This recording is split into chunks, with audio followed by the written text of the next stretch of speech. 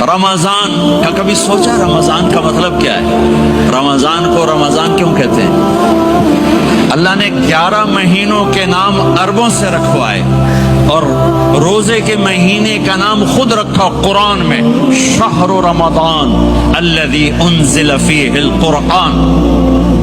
محرم، صفر، ربیع الاول، ربیع الثانی، جمادی الاولی، جمادی الثانی، رجب، شعبان، شوال، ذوالقعدہ، ذوالحج، یہ عربوں نے نام رکھا، اور رمضان پہلے سے رکھا جا چکا تھا، عربوں سے رکھوایا۔ رمضان کے لفظ اور روزے میں کیا جوڑ ہے؟ رمضان کہتے ہیں جل جانا، جل جانا، جل جانا۔ تو اس کو روزے کے ساتھ کیا مناسبت ہے کہ جب کوئی مرد عورت روزہ رکھتا ہے یا رکھتی ہے تو پچھلے 330 دن کے گناہ، آج روزہ رکھا، پٹی تیار ہو گئی، گناہ ڈال کے جلاؤ، دوسرے دن اور گناہ جلاؤ، تیسرے دن اور گناہ، چوتھے دن اور، 30ویں دن سارے گناہوں کو اللہ تعالیٰ جلا کے، راکھ کر کے، ایمان والے مرد عورت کو پاک کر کے، صاف کر کے، آخری رات کہتا ہے جاؤ بخشے بخشائے چلے جاؤ، جاؤ بخشے بخشائے چلے جاؤ۔ کہ رمضان شریف آ گیا ہے۔ رمضان شریف کا قرآن پاک سے اس لیے گہرا تعلق ہے کہ شہر رمضان الذی انزل فیہ القرآن، رمضان کا وہ مہینہ ہے جس میں اللہ نے قرآن نازل فرمایا ہے۔ اس ماہ مقدس میں قرآن مجید کے ساتھ اس طرح کی دلچسپی پیدا کریں کہ جن کا ناظرہ ٹھیک نہیں ہے وہ قرآن مجید ناظرہ ٹھیک کرے، اور جن کا ناظرہ درست ہے وہ کنز الایمان لے لیں، خزائن العرفان تفسیر لے لیں، اور ایک رکوع کم از کم صبح میں، ایک شام، اور پورا پارا پڑھیں، پھر تو لطف نصیب ہو جائے۔ تھوڑا سا دلچسپی پیدا کریں قرآنی علوم کے ساتھ۔ بڑی خشکی ہے، بڑے شعر یاد ہیں، بڑی کہانیاں یاد ہیں، بڑی باتیں یاد ہیں، پر قرآن پاک کے ساتھ ہماری وہ دلچسپیاں موجود، خاص ذوق پیدا کریں قرآنی تعلیمات کے ساتھ۔ حضرت نا لا حول ولا قوت الا باللہ العلی العظیم پڑھنے کی بڑی فضیلت بیان کرتے ہیں۔ یہ ایسا وظیفہ ہے جو سب کو آتا ہے نا ماشاءاللہ۔ نبی پاک علیہ السلام نے فرمایا یہ اللہ کے عرش کے خزانوں میں سے خزانہ ہے۔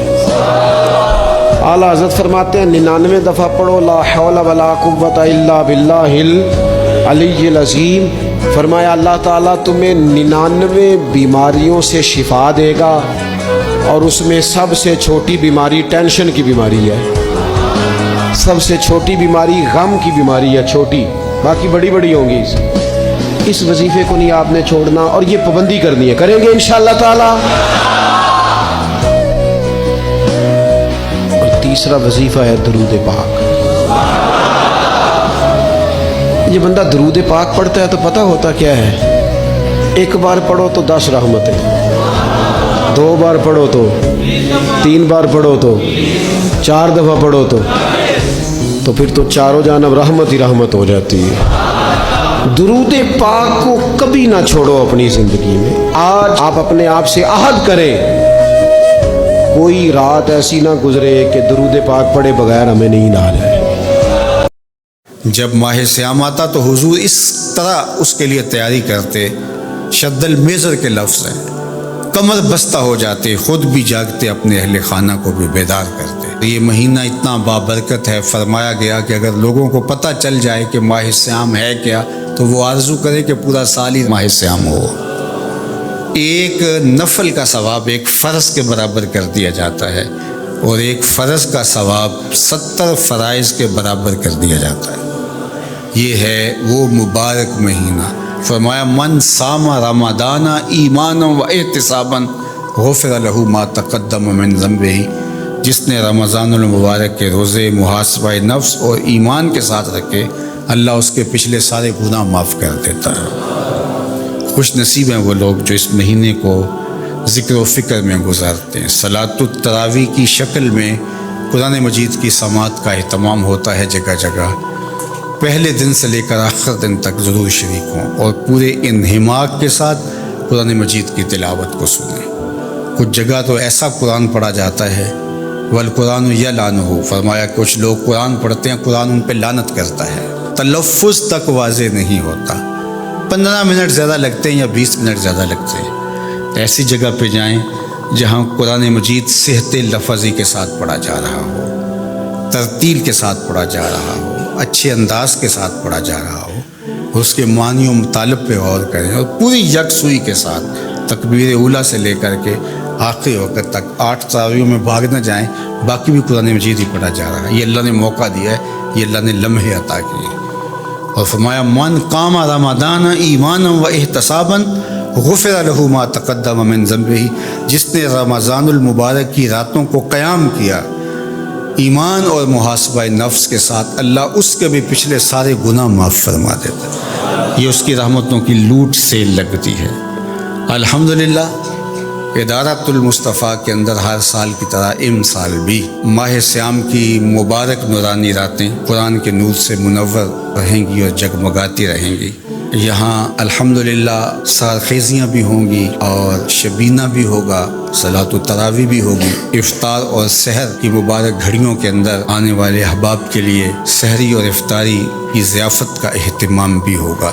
تو یہاں بڑے ہی سلیقے کے ساتھ حرم کے لہجوں میں قرآن مجید کی تلاوت صلاۃ التراویح میں ہوتی ہے. تو آپ تشریف لائیں اور یہاں ویسے ذکر و فکر کرنے کے لیے رات گزاریں. شبینہ کا اہتمام آخری عشرے میں ہوگا تو وہاں آئیں. اعتکاف کی شکل ہوتی ہے تو پورے پاکستان سے ہزاروں لوگ آتے ہیں، آپ بھی شامل ہو سکتے ہیں. اللہ تعالیٰ جل شانہ اس مرکز کو رمضان المبارک کی رونقوں سے مزید مالا مال فرمائے. آپ جہاں جہاں رہیں خیر سے رہیں، اپنے گھر کی صفائی کریں، اپنی مساجد کی صفائی کریں. جنت میں نہ کوئی گرد پڑتی ہے اور نہ وہاں کا رنگ روغن میلا ہوتا ہے اور نہ وہاں کوئی فرسودگی آتی ہے، لیکن اس کے باوجود 11 مہینے تک جنت کی صفائی ستھرائی اور زیب و زینت کی جاتی ہے ماہ سیام کی خوش آمدیدی کے لیے. ماہ سیام کے لیے جنت کو سجایا سنوارا جاتا ہے. تو اس لیے آپ بھی اپنے گھروں کو، اگرچہ آپ کے صاف ستھرے گھر ہوں، اپنے گھروں کو اسپیشل 1-2 دن لگا کے تفصیلی صفائی کروائیں اور بچوں کو یہ شعور دیں کہ یہ اس لیے صفائی ہو رہی ہے کہ اللہ کا مہمان آ رہا ہے. یار کوئی عام سا مہمان ددیال سے ننیال سے آ رہا ہو تو ہم اس کے لیے اہتمام کرتے ہیں، یار ذرا ترتیب اچھی کر لو، کوئی مہمان آ رہے ہیں، عزت والے مہمان آ رہے ہیں.